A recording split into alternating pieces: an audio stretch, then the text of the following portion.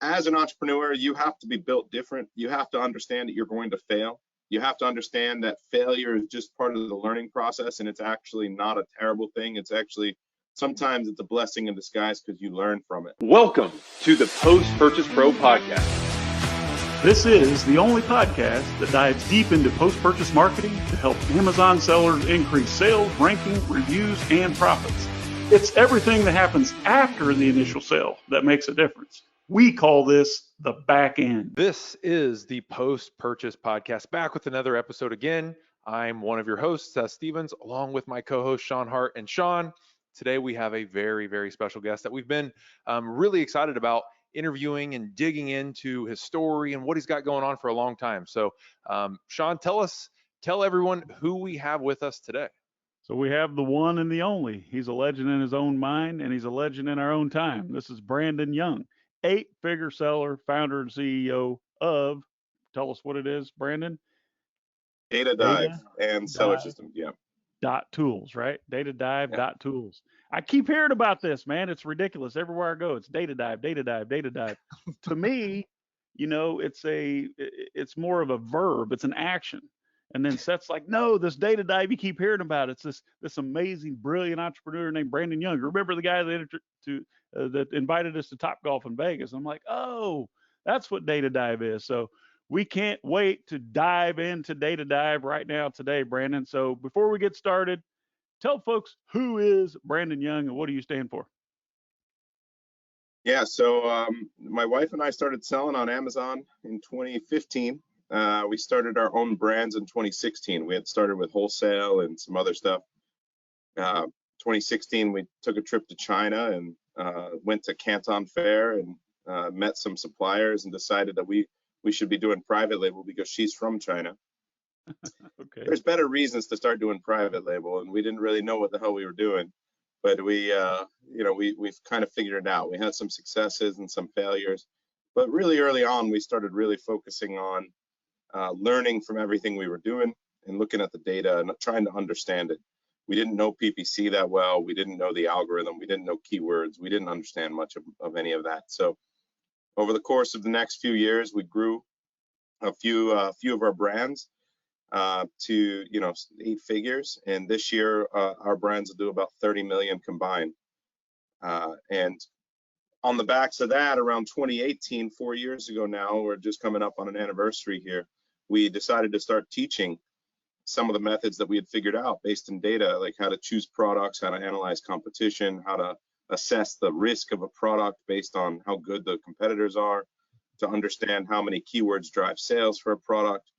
And so we started, it was a lot more manual of a process back then because we were piecing together a few different pieces of software, seller tools and viral launch and the like. And then Helium 10 came out with Cerebro, and we started using Cerebro. We would take their data and manipulate it and create a master keyword list, we called it. And so for the last few years, we've been teaching that method of how to assess the risk and how to choose the right products for a very high success rate on Amazon, just making all of your decisions based in data. And then last year, I was lucky enough, about a year and a half ago now, I was lucky enough to have a gentleman join Seller Systems, our course and community, our mastermind with over 1,000 members. He just retired. He's a CEO of the largest development firm out of Romania, and he spent 20 years doing development, buying software companies, and then basically making them a lot more efficient. That was their whole business model, was that they would acquire a SaaS software company, get rid of most of the team, and then redo it at a third the cost, right? Third the burn. And he joins and learns our method and says, this needs to become a software. And sure enough, we start, getting everything put together and working on it. And I make the commitment. I said, it's not cheap. We have 24 programmers we hired.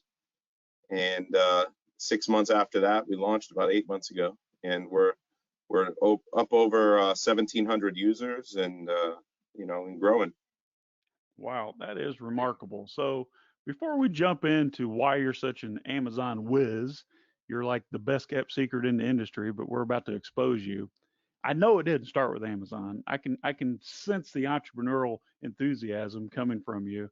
where did you first get your entrepreneurial experience? When did you start your first business or get that itch? I was born and raised into it.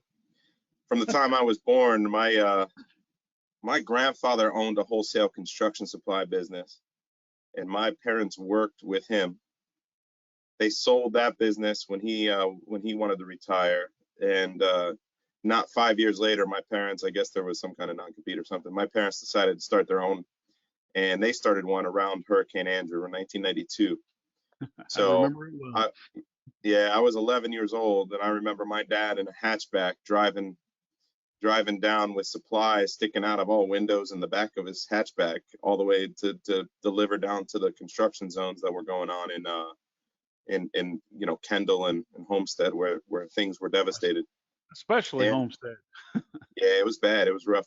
We were lucky, man. I'll tell you what, I was born and raised in Hollywood, and for those that don't know the area, Hollywood's about 30-40 miles north of Kendall and Homestead.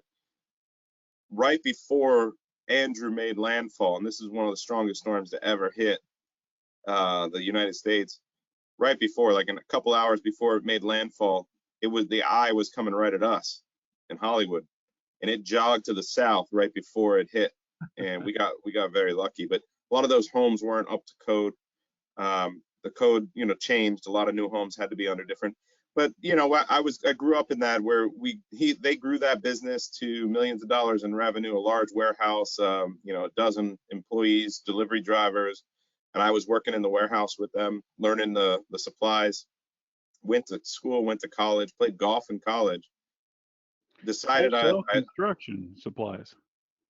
Yeah. Wholesale construction supplies, and then So I got a degree in finance. There PGA Boulevard there in your neighborhood? I'm sorry? Did you play golf out there in the PGA Boulevard out there? Well, up in Palm Beach. Yeah, I've played there. I've played that track. It's beautiful. I've played there a couple times. There's a lot of nice courses here in South Florida, Doral in Miami, and all the way up to PGA up there. So there's quite a few.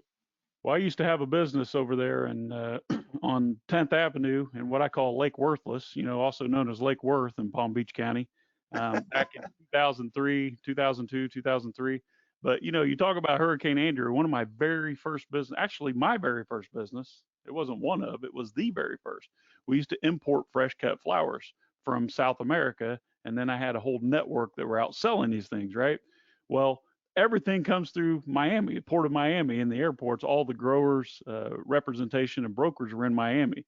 So Hurricane Andrew come right around the time of a major holiday. I can't remember if it was Valentine's Day or the other major flower holiday, which is, which one is it? It hit in late August. It was in August. Sweetest Day, that's what it was, which was a commercial holiday. So I was doing wholesale. So all of my customers were like making it my fault that Hurricane Andrew destroyed South Florida. So we were out of business for a little while there. We're able to pivot and do something else. So you just kind of dated yourself there. If you were riding around in your dad's hatchback in 1992 as he's delivering nails and drywall screws. So you're not gonna live that one down. Seth is a young guy here, man. So man, I just hit the big 4-0 and I can't believe it. So it's I'm feeling like an old man.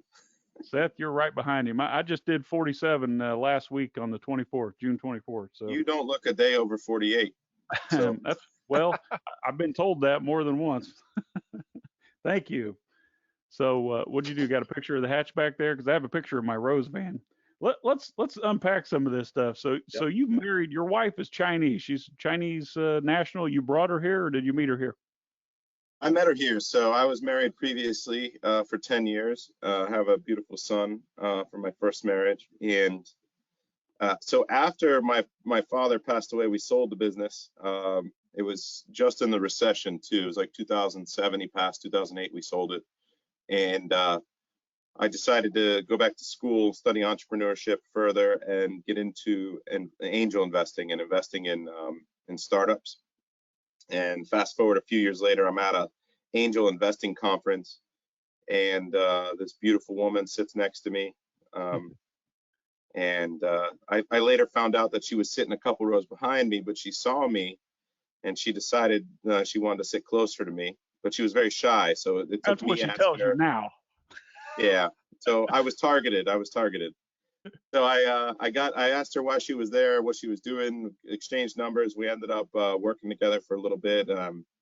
Fell madly in love with her, and ended up asking her, we were looking for a business to start. So while we're dating, we decided to start Amazon.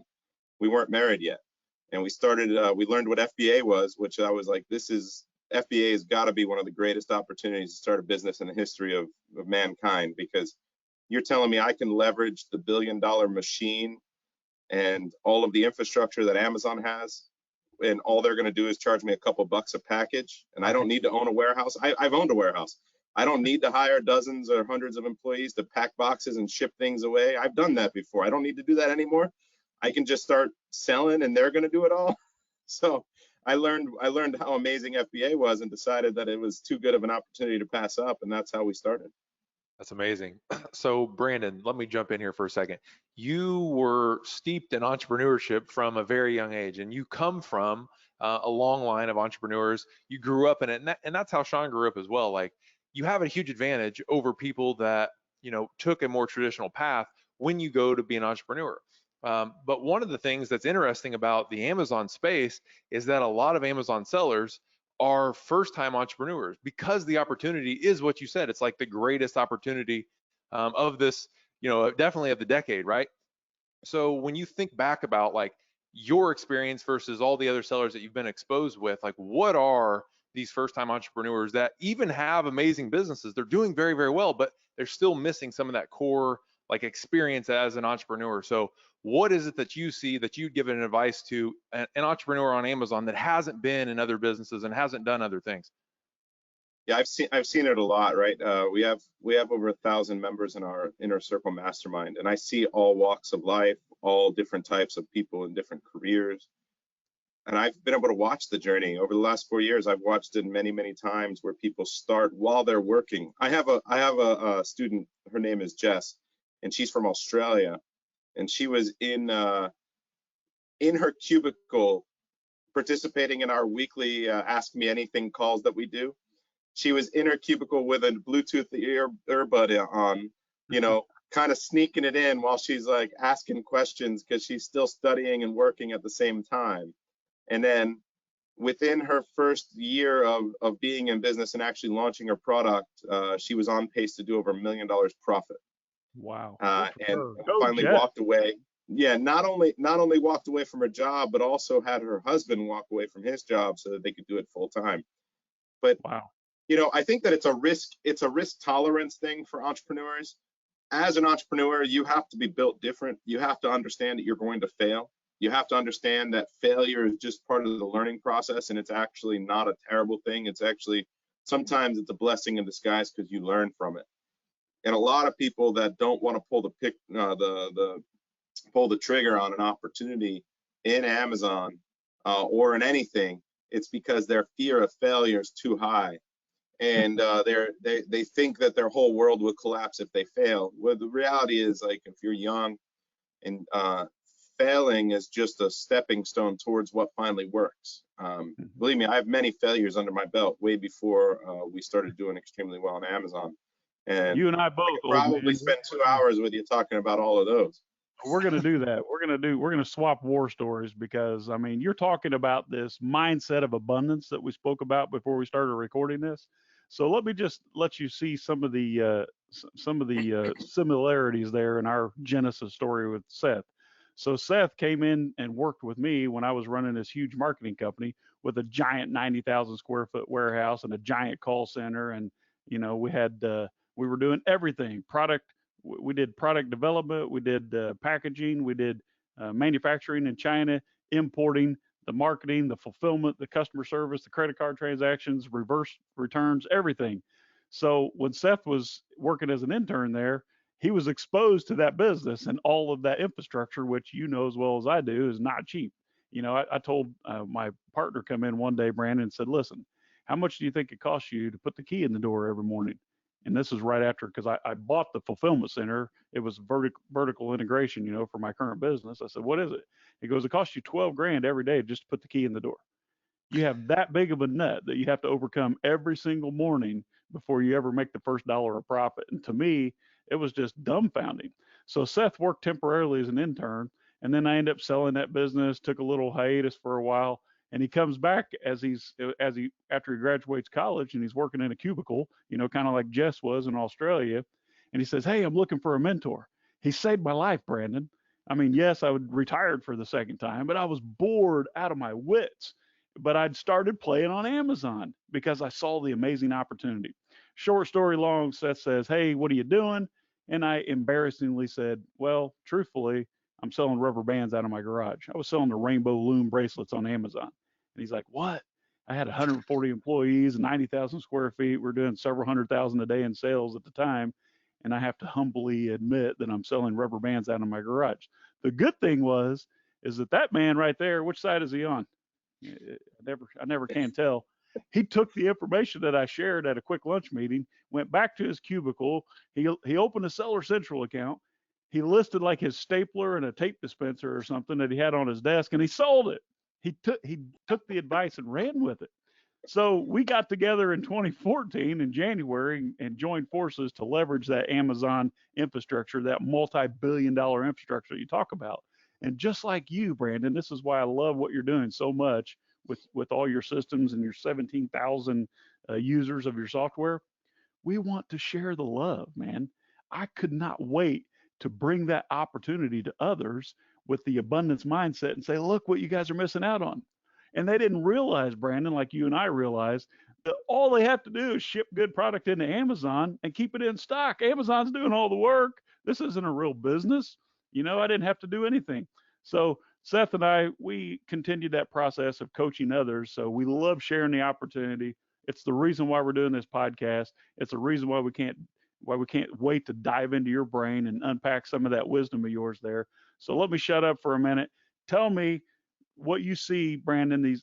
I know that we're risk adverse and we're afraid of failure, which we all go through that. I grew up in an entrepreneurial environment, never had a real job except for 2 weeks at McDonald's, but I parlayed that paycheck into what I have today. I think I put 16 hours in. We are, as humans, afraid to fail. You stepped right into it when you said that.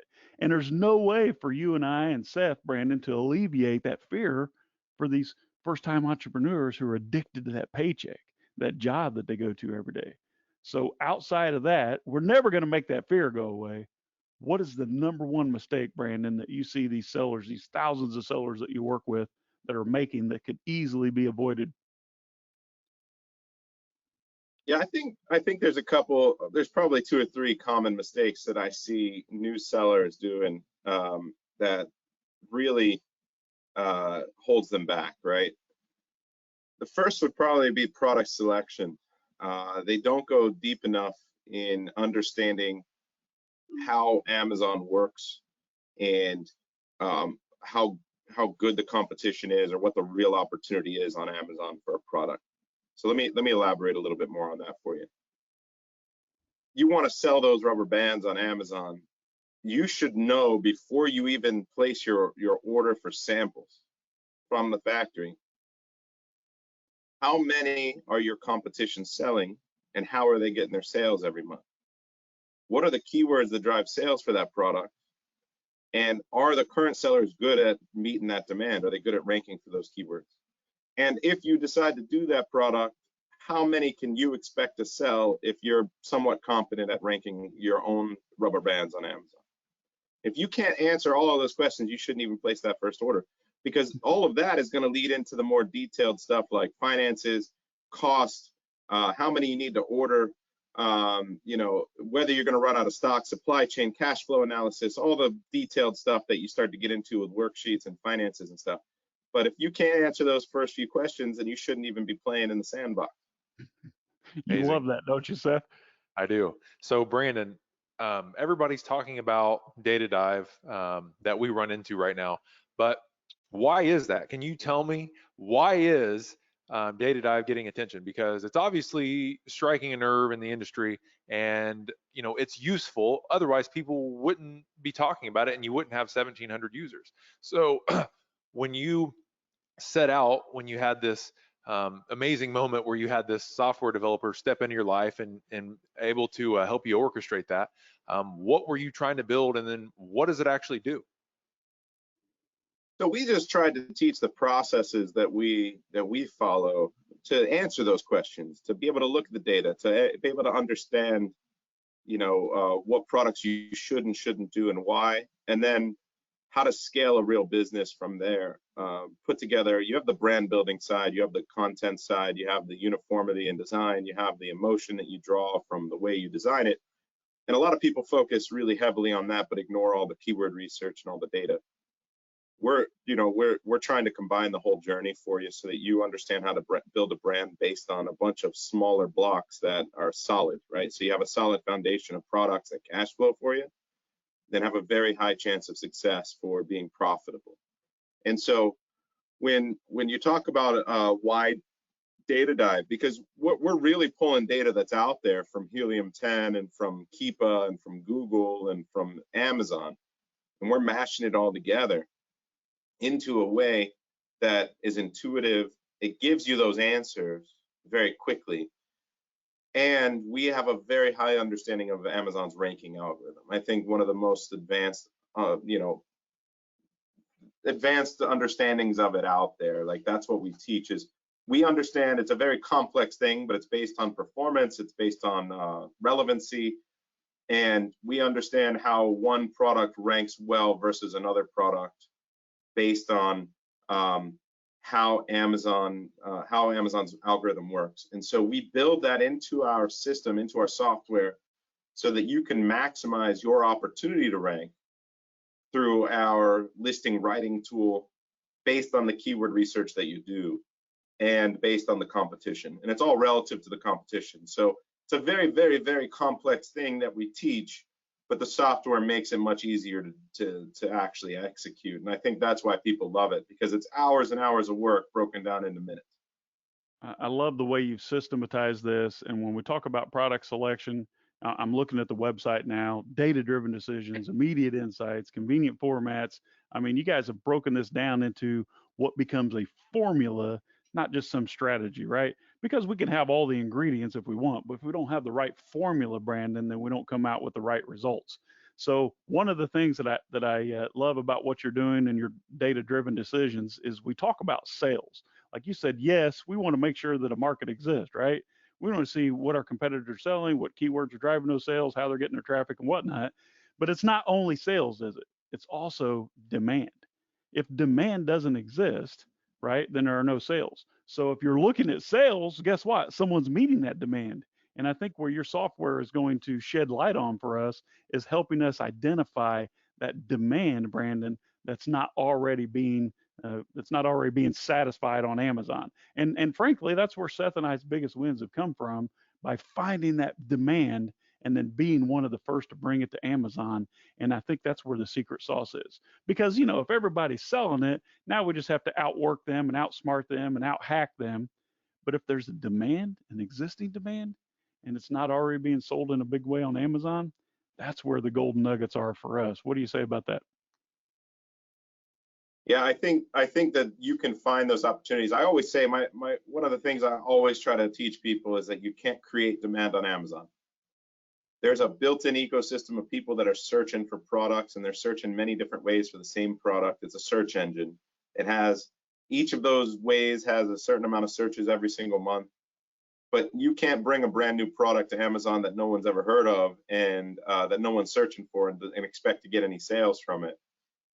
Where you can win is when there's a lot of people searching for something and there's not a lot of sellers that are doing a good job of ranking for all those keywords or meeting that demand. And that's what we try to do. We try to teach you how to analyze an opportunity or a market and understand you got 200 keywords driving sales for a product with a combined 200,000 search volume.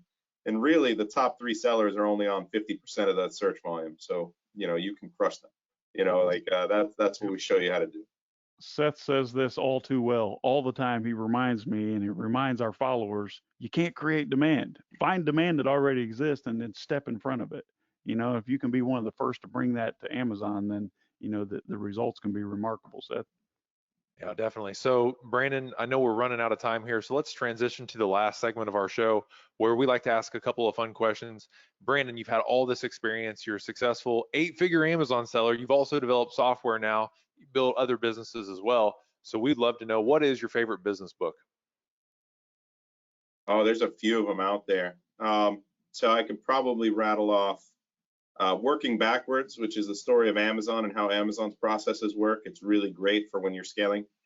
I got into a kick a year and a half ago. I hired a CEO coach to really help us scale our businesses, because once you transition from a $3 to $10 million business and you're trying to get to 50 million, you really have to understand how to hire, manage, and scale. And it's a much different process. What's amazing is, like we were talking about leveraging the billion dollar infrastructure of Amazon earlier, and you can do that by yourself. An individual can build a $1 to $3 million business by themselves, and maybe with the help of a VA or virtual assistant or something doing some menial tasks.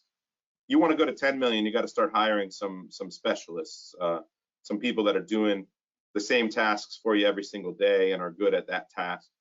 But to get to 50 million, you got to build a real company. You got different layers in your management structure, and you have to learn how to set goals and what those leading activities are, and how to work backwards from those goals, and how to make them measurable, specific and measurable, and how KPIs work, and fill that org chart in a way that makes sense. So I think Working Backwards is a good one. Scaling Up is a good one. I've got Atomic Habits is also a good one for a personal development side. Well, 2 of those 3 are on my shelf behind me here, so we're off to a good start. I think we actually have the same shelves. Measure What Matters, 4 Disciplines of Execution. Those are a couple of good ones as well. So I think that ultimately what you're going to learn to do, all of the business structures, like you've got Traction as well, which is a good one. It's the EOS model. You've got like 4 or 5 different types of management structure that are basically the same thing, but they all have different names for the same shit. So you have like a goal that you set, and then you have to learn how to, what is the leading activity that you're going to be doing? What's the lever that you, first you have to identify what that lever is that you're trying to move, that's going to make the most impact in your business. But then you set that goal, and then you have to figure out what is the leading activity you're going to do every single day that's going to move that needle towards that goal. And so a good example of that in an Amazon business is, I want to increase my sales from 1 million to 3 million in the next 6 months. Well, in order to do that, you got 2 things that influence sales. You got existing SKUs, you got new SKUs. Well, you can impact your existing SKUs and triple them, which probably isn't as likely, or you can add new SKUs. And in order to add new SKUs, you got to do more research, you got to order more samples. So it starts with and then place more orders.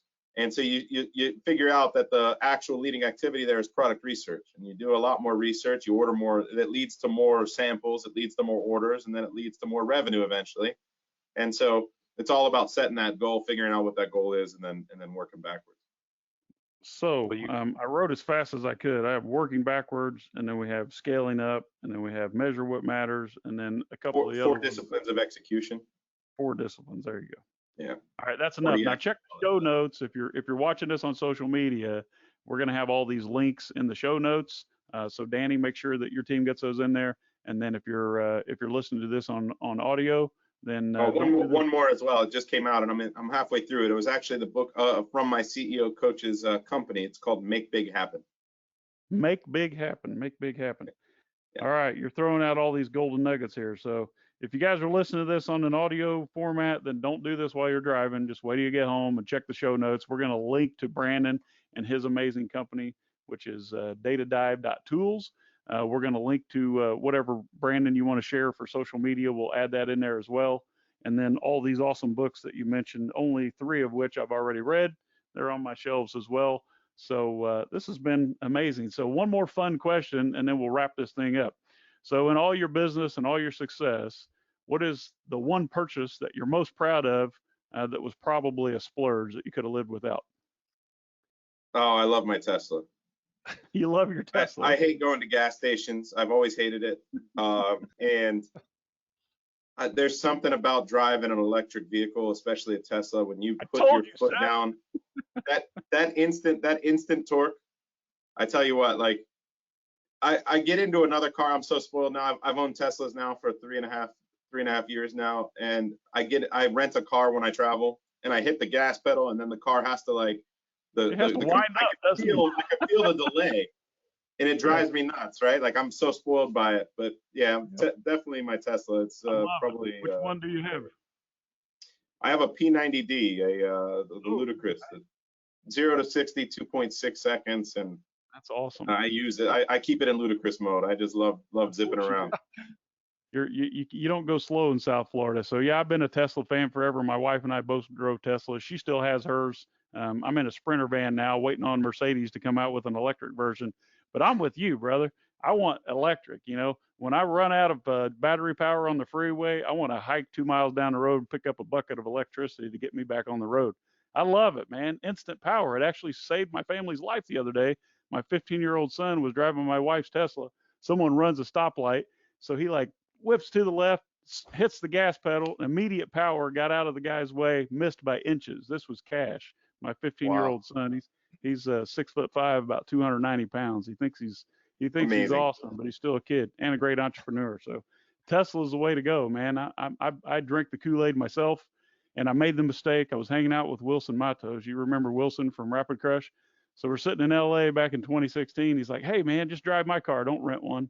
So I made the mistake of driving his Model S, and I just purchased a brand new Tahoe, and I went home and I could not stop thinking about the power in that Tesla. So I sold my brand new Tahoe. It breaks you. It really does break you. Yeah. It's don't do it unless you want to buy one. So I don't know. Did I ever let you drive my Model X, Seth? I can't remember. I did, and it is addicting. I love it. So he still doesn't own one yet. He still guards every dollar pretty closely, but he'll get there.